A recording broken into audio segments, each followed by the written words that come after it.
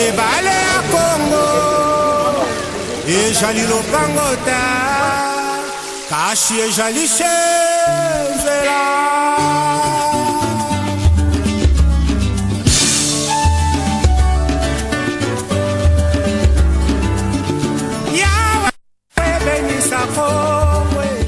Je dis juste que il y a des avancées, il y a quelques avancées, mais vous en saurez plus demain. Quelle avancée? En termes de quoi? Surtout, vous verrez. Il ne faut pas, comment je dire, il ne faut pas essayer de limiter le débat. Pour le moment, ça avance bien, donc je crois que ça va aller. Il y a possibilité de signer demain? Pardon? Il y a possibilité de signer l'accord demain? Normalement. Est-ce qu'on peut avoir quelques grandes lignes des convergences? Non, il n'y a pas moyen. Donc tout est fait quoi? Non, c'est pas fini, mais ça avance bien, je vous ai dit. Ça c'est nous. C'est pas fini, mais ça avance bien. Il faut retenir aujourd'hui que la SENCO était en train de nous donner les résumés de tout ce qu'il y a eu comme échange qu'on a fait avec les différentes sous-composantes aujourd'hui. Alors, M. Kabila étant fin mandat, ces résumés, c'était par rapport d'abord aux institutions.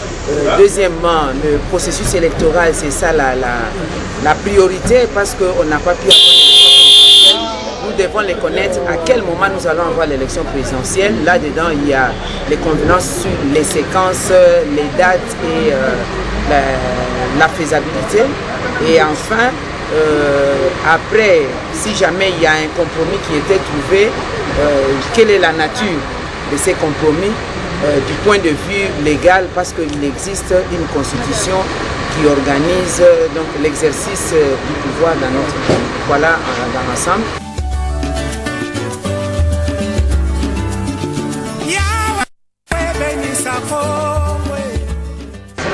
Ben, il faut avoir la foi. Et l'espoir de terminer demain? Mais nous pensons que nous pourrons terminer demain, c'est sûr. Il y a déjà des tendances? Puisque les samedis, nous devons être dans nos diocèses. Il y a déjà des tendances, des grandes tendances? Ben, ça avance, nous travaillons, ça évolue. Pas de blocage jusque-là parce que vous... Mais pourquoi vous aimez tellement le blocage? Nous travaillons, ça évolue, il y a des difficultés, on essaie de résoudre, mais ça évolue. En des termes clairs. Vous attendez demain, on vous dira. On ne peut rien dire au point où nous en sommes. Demain, c'est quelle heure? Mais ça évolue, ça va dans la bonne direction. Qu'est-ce qu'on peut retenir de cette journée d'aujourd'hui? Vous avez fini un peu tard, il y avait un problème? Des avancées spectaculaires. Lesquelles? Nous avons déjà la fumée grise, la fumée blanche, c'est tellement pour demain. Je vous ai dit que moi j'appartiens à la race des vainqueurs et des optimistes. Donc, nous nous sommes mis, les évêques nous ont fait une synthèse que tout le monde a appréciée.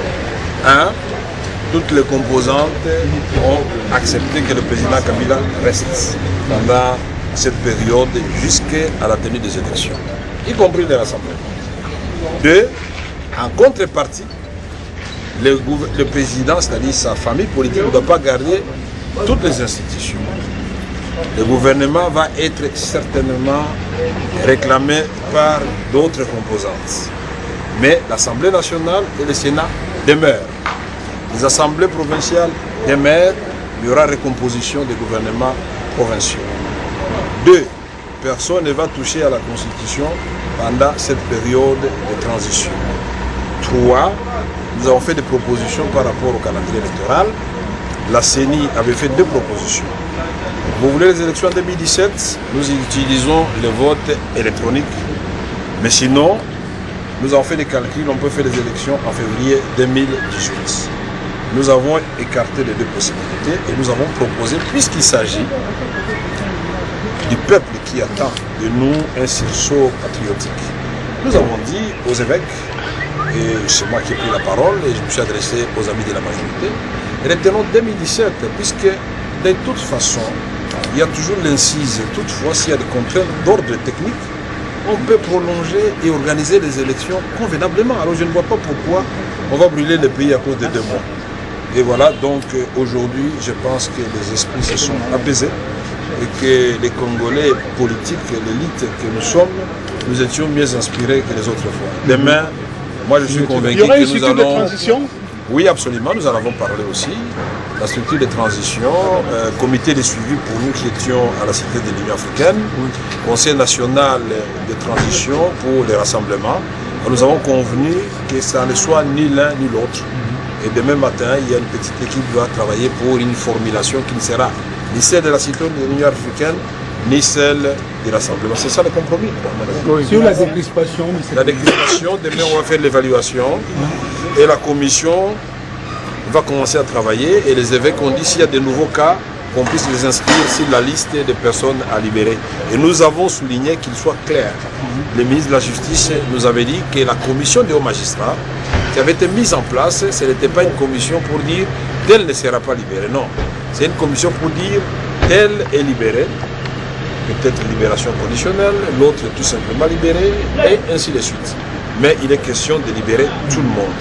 Donc il ne faut pas ici que nous puissions signer un accord et après on nous dit non, tel monsieur on ne pouvait pas le libérer parce qu'il avait volé une vache en plus du fait qu'il était politicien. Donc nous sommes sur la bonne voie et je crois que la paix n'a pas de prix. J'apprécie du fait que le président de la République aussi a fait 2 propositions qui ont décanté la situation en ce qui concerne son avenir politique, en ce qui concerne justement la Constitution. On ne doit pas toucher à la Constitution. Il y a une belle formulation que les évêques vont vous relever demain, qui ont été acceptées par tout le monde. Merci. Merci beaucoup.